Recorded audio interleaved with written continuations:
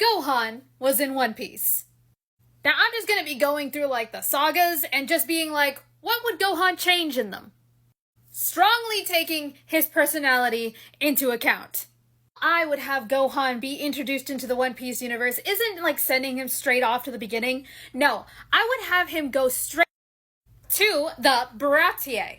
So how he gets sent into this world is after that little Kamehameha battle with Cell, he ends up getting caught in the crossfire. He ends up killing Cell, but also ends up just teleporting himself into the One Piece world and falling in front of this restaurant. And the head chef, Zeph, takes pity on the poor boy and actually helps him heal. And as repayment, Gohan decides to work for the restaurant as a way to say thanks. Meaning that both Gohan and Sanji end up kind of building kind of like a rapport, a bond of sorts. And then we finally get the Straw Hats. And you know the Straw Hats. They end up just causing craziness and Luffy breaking the roof and ending up also having to work at the Baratie to pay for the freaking roof. Everything pretty much happens similar to the anime. The Don Krieg pirates are trying to destroy the Baratie and all that other fun stuff. Meanwhile, Gohan is just watching this unfold. Cause little Gohan here can sense energy and he pretty much knows that the Straw Hats got this in the bag. No need to actually show off his powers. Until he feels the strongest energy he's felt in a while. And that is when Mihawk shows up. That is when Gohan gets a bit worried for the Straw Hats, because he can sense that his energy is vastly freaking superior to the Straw Hats, and just knows in the back of his mind that he's gonna need to help them somehow. The battle between Zoro and Mihawk goes beat for beat how it did in the original, but with one noticeable difference.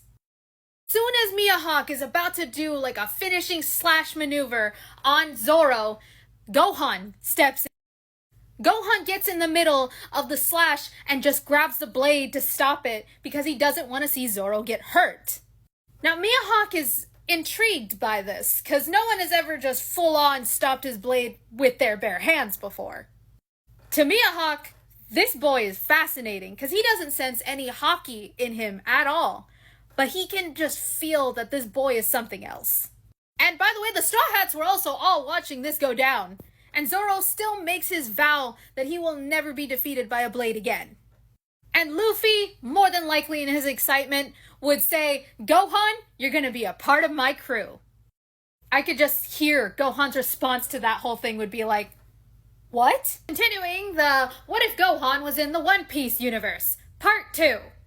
Now, Gohan being told by Luffy that he's gonna be joining his crew was a bit confusing in the moment, but Sanji kind of convinces Gohan that it'd probably be best if he just comes with him because he just seems to be quite the powerhouse. The events that started the Arlong saga kind of go as is.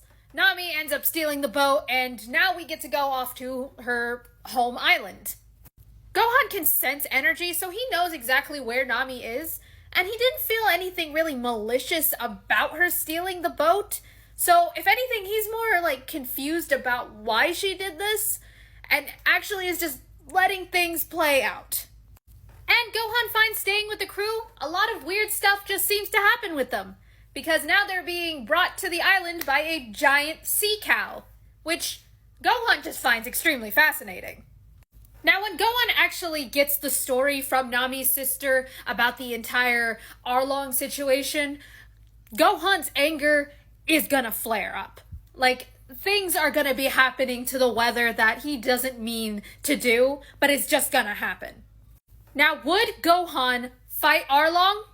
Just imagining Gohan having to see Nami cry like this, and then just having Luffy put that straw hat onto her head, might actually trigger Gohan to want to turn into a Super Saiyan transformation. And Gohan offers to be the first one to kick Arlong's ass. Like, he wants to, desperately. But we all know how Luffy is. Luffy is going to be demanding, as the captain, to be taking on Arlong himself. Like, he's not going to allow that ass kicking to not go by his hands. But Gohan's not going to be, like, completely useless here. If anything, he's going to be, like, the supervisor of the team, watching all their tactics and fights, and just being in his mind going, how would I improve this? Because Gohan can see the strength of this crew but he thinks that maybe he should probably train them. Not with hockey, but with ki. Continuing the story of what if Gohan was in One Piece. Now, after the events of Arlong, they're heading to Loguetown now, and Gohan thinks while they're doing that long journey to explain to them what ki is and how it might be beneficial to the crew. Now, both Sanji and Zoro actually find the concept of ki pretty interesting, but the one that doesn't seem to get it through his thick skull is flipping Luffy.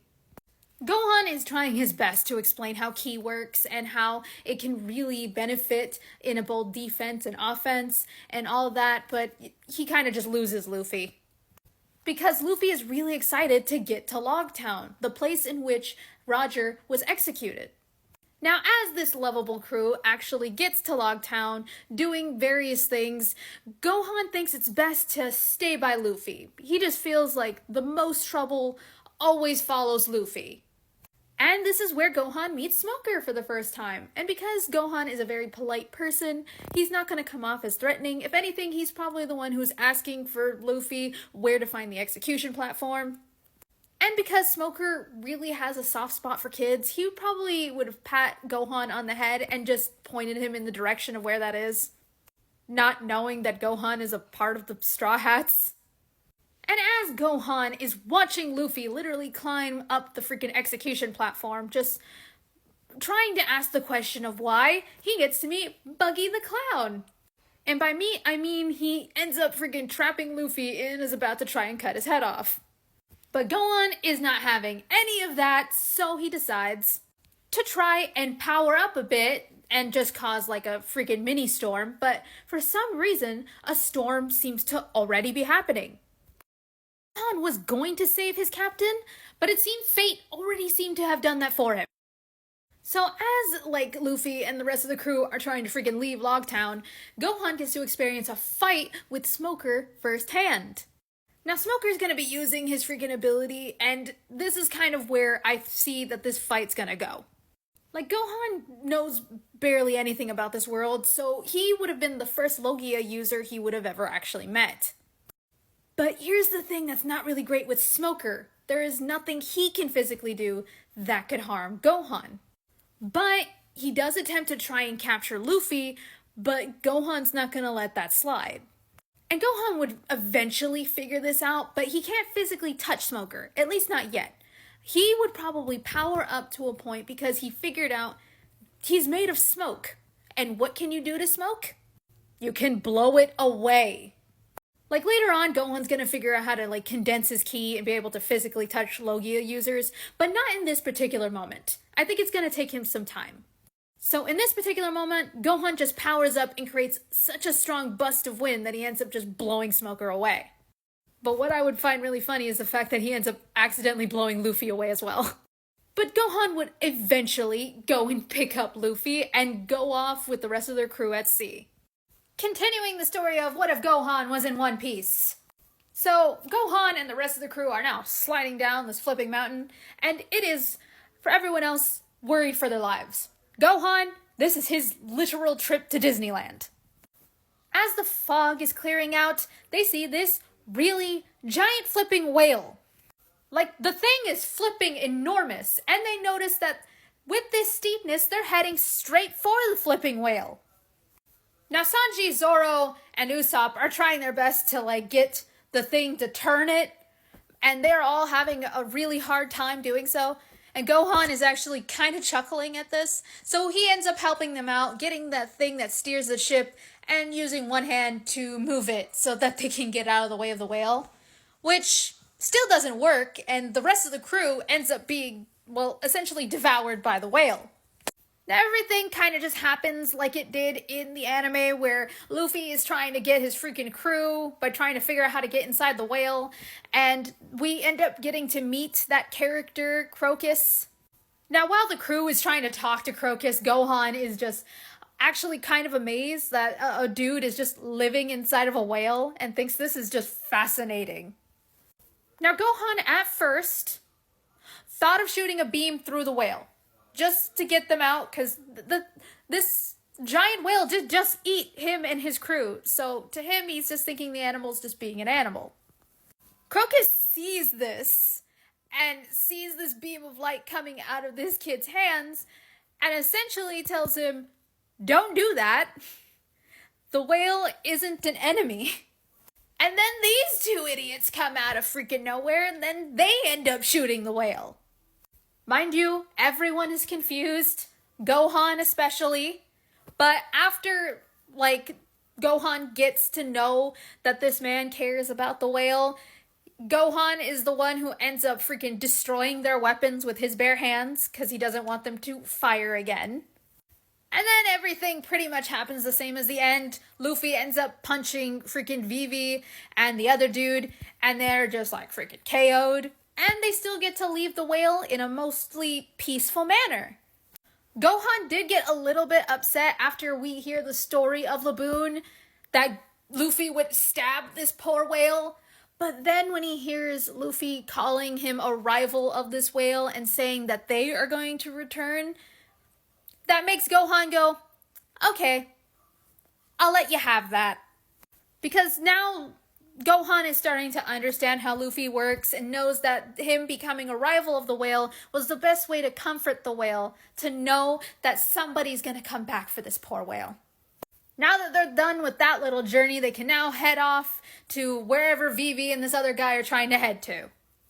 Continuing the story of what if Gohan was in One Piece. Now, the crew and all of them are now heading off to Whiskey Peaks, and Gohan, for the most part, is actually kind of surprised at how many people are celebrating their arrival. He's just looking around, just being kind of weirded out by it, because you don't typically think that people would be excited to see pirates. Now, Gohan, being the goodest boy that he is, does not partake in the drinking. Even though no one around him would actually scold him if he did, he still feels like he has the respect from his mother to not do such a thing. But Gohan is getting kind of like a sixth sense that something is kind of really off with these people, and decides that he's gonna at least pretend to be asleep with the rest of his crew. So yeah, the whole Zoro fighting 1,000 people, yeah, that's still happening, and he is dodging people left and right, and as Gohan is waking himself up to go and see what the heck all of this commotion is, he is just watching as Zoro is just taking out all of these group of people. Mind you, at this moment in time, Gohan does not actually have the context of why Zoro is kicking so many people's asses. But he knows Zoro, and he knows he wouldn't just be fighting people willy-nilly for no freaking reason. So Gohan essentially uses his speed to just catch Zoro and essentially ask him what the heck is going on. And Zoro, in dramatic-ass fashion, decides to give, who the entire organization is, which is Baratie Works, and how he was almost freaking recruited to them. And yeah, that's all the context that Gohan needed, and then he just starts getting to karate chopping necks. So the whole entire Vivi is the Princess of Alabasta happens a lot quicker than in canon, because Gohan's there and was able to take out a good majority of the people along with Zoro. But this is where the difference comes into play, because of the whole Luffy not understanding that Zoro didn't actually kill everybody. But not only is Luffy fighting both Zoro, but he's also fighting Gohan too, but is unable to catch him. So yeah, as Luffy and Zoro end up taking out the agents unintentionally, Gohan decides we should stop wasting time, and decides to actually punch both of them in the gut to get them to stop fighting like idiots. So that does mean that Nami doesn't get to punch them into the head, but I feel like Gohan would probably have done it first. And Gohan would in fact chastise Nami for trying to essentially blackmail Vivi to gain money from her kingdom. He'd be like, we are going to help them. We do not need the money. Even though they kind of really desperately need the money. But after that whole debacle, everything else happens pretty much in canon, where Ingram ends up going in the ship and it freaking explodes. And Gohan getting to meet the sweet goddess that is Nico Robin. Now, unlike in canon where Luffy ends up destroying the log post that Nico Robin gave them, Gohan decides to keep it, actually ripping it out of Luffy's hands so they have a way to actually get directions. So Luffy and Gohan kind of have to come to some form of an agreement, because Gohan wants to keep the log post because it could be useful. Meanwhile, Luffy really wants to go his own adventure without anyone telling him what to do or where to go. So the agreement is that they will keep the log posts, but they will not use it unless absolutely necessary. Mind you, Nico Robin stays watching that entire debate, and then she leaves on her, turtle. And that's how this whole thing ends.